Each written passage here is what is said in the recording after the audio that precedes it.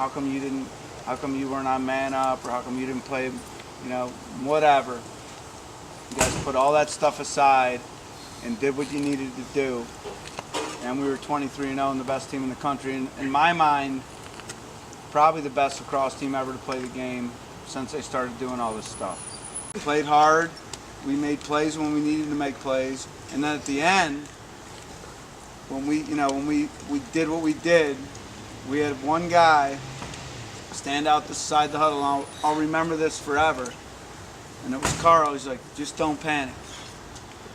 Just, hey, everyone, don't worry about anything. And in his own mind, for the first time, and I've been telling him for years, I'm like, dude, why don't you just play so hard that when you walk off the field, everyone's like, who was that guy?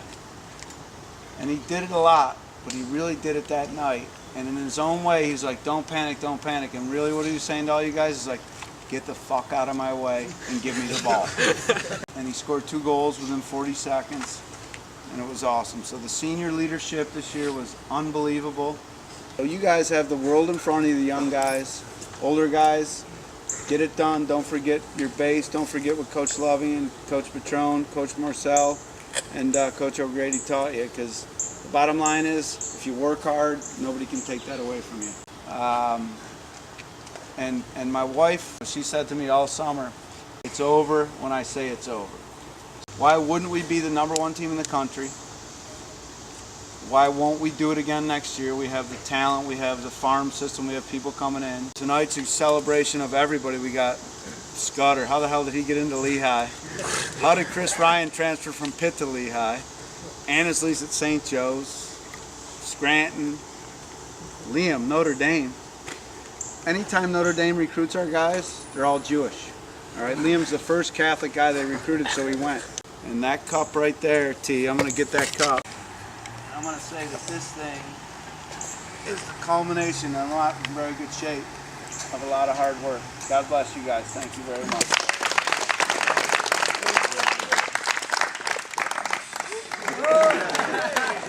And no one will ever be able to take that away from you. So you guys do all your stuff. You do Under Armour, you do the under 19, and guys don't make it. Well, guess what? People don't like people that are good. They don't like people that are successful. So Philly is one of the best regions in the country this year. We have 5 guys try out and nobody makes the team. How many Long Island guys made it? 10. Are you shitting me? No one will ever be able to take away what we did as a school, as a team. I don't know how you guys did it. I don't know how you got through Wilson Hall, how you got through Garnet Valley and whenever that was, the Bailey brothers and Matt Walters. Okay? But we did. I guess they'll never ref for me again. I think the refs were a complete joke. Yeah. So, And Haverford gets it going, first quarter action. This is Sam Rohr, the little left-handed midfielder. Splits the D, comes in shot, and it squeaks its way in. Sammy Rohr. Assisted.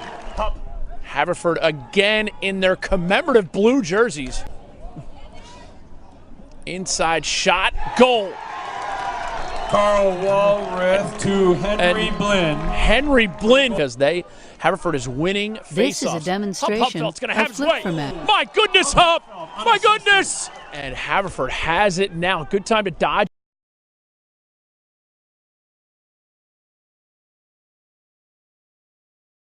Brendan and Connor and Matt, Joe, like the kids, like even Carl, I guess Brendan, everyone here except me, basically that came here for high school just because like I felt like they came here because they knew about Haverford, like the history of like Haverford lacrosse, and like they wanted to become part of it too. Like it's kind of like it's a big deal. Sure. I mean, am I right or no? Yeah, definitely.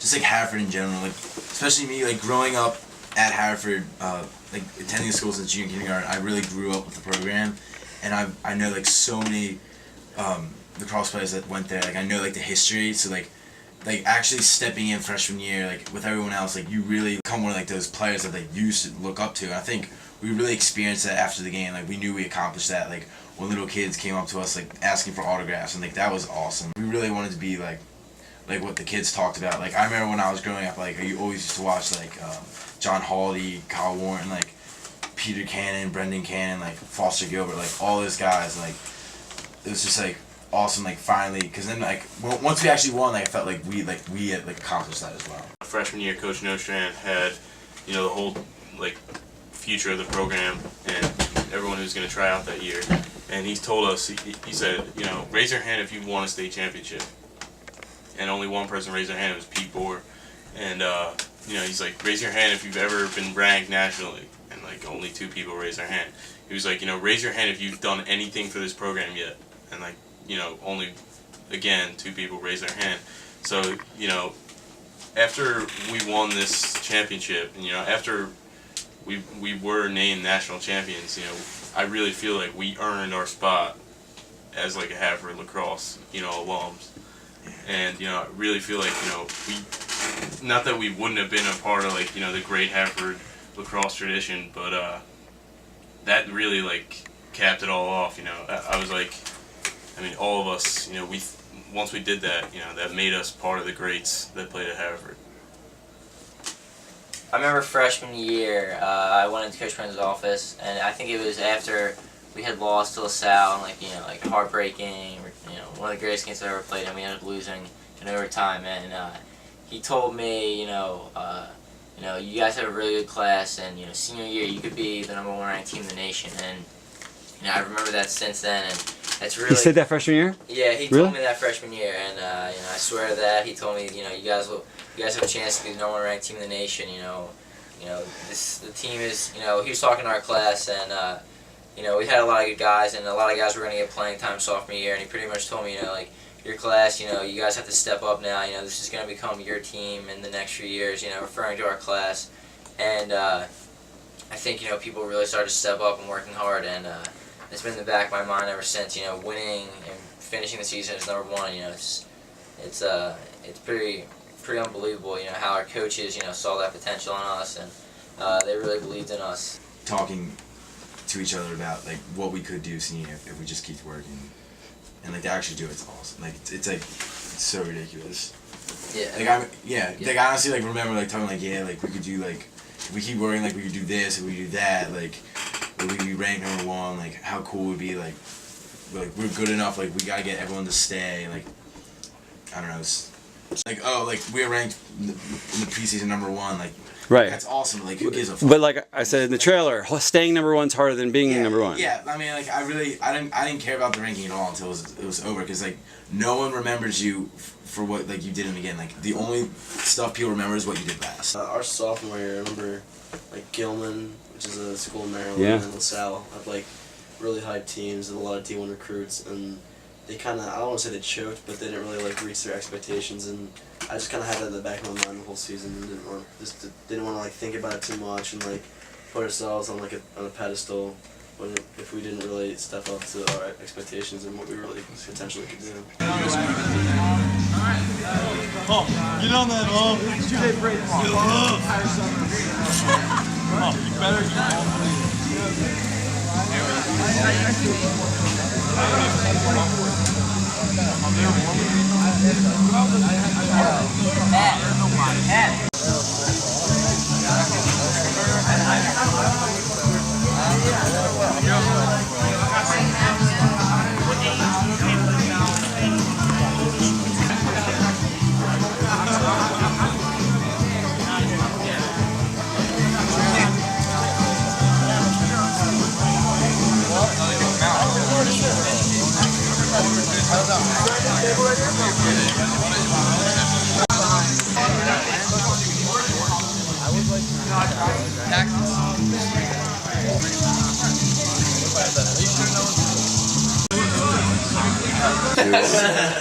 Or you can like.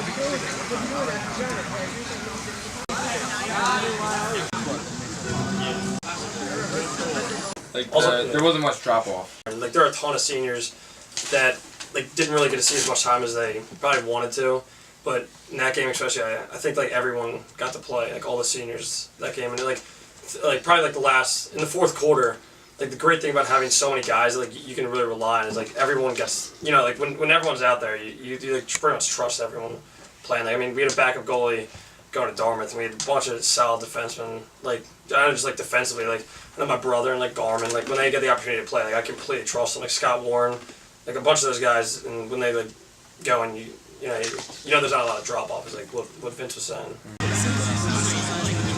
Carl Warath, number 9, play attack. Cool. I should have asked you guys where you're going to college, but whatever. We were twins separated at birth. And you know, guys, we're gonna do okay because you did say he's gonna say his name, but CK is all we ever hear. Yeah. So maybe we were all one step ahead of the law. That's okay, because when push came to shove, we did it the right way. Because obviously we have like enough talent to beat them. It was just like, damn, like now we gotta do it like without Carl, because he's always been there, like playing. Like he's been playing as a freshman. So I think like kids stepped up, like Carl said, Brent stepped up, like the defense stepped up, gave us a lot of possession at the end, and Gavin McBride stepped up because it was me, him, and Rego, and because Gavin played like a good amount, but he didn't have that his like role increased when Carl got out. So like I think that was like a really big time for the team when that happened.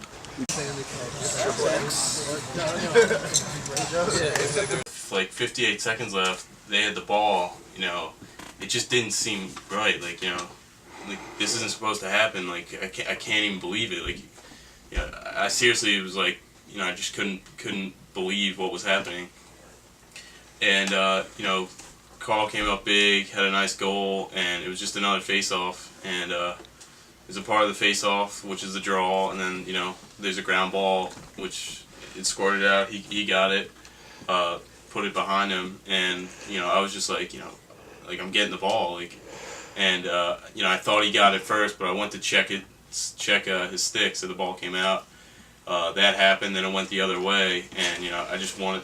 I mean, I think if anyone else was in my position, they would have done the same thing. You know, just fight for the ball, and you know, whoever wants it more is gonna get. When I was a freshman and sophomore, I hung around Danny McGrath because he was our goalie, and he was great at stopping the ball, but like. One of his downfalls, at least in high school, was he wasn't like an awesome clearing goalie and didn't really totally take control of defense. Don't get me wrong, he was an awesome goalie, but I think that the difference between him and CK is like CK will he'll tell you where you're supposed to be at all times. Like if you're the hot guy, he'll tell you exactly where you're supposed to slide, and then I'm clear, so he'll call your name, he's throwing you the ball. So it's just like he helps you like kind of slow down the game a little bit in your head when you're on defense, and then clearing wise, I don't think I've ever been around a better clearing goalie.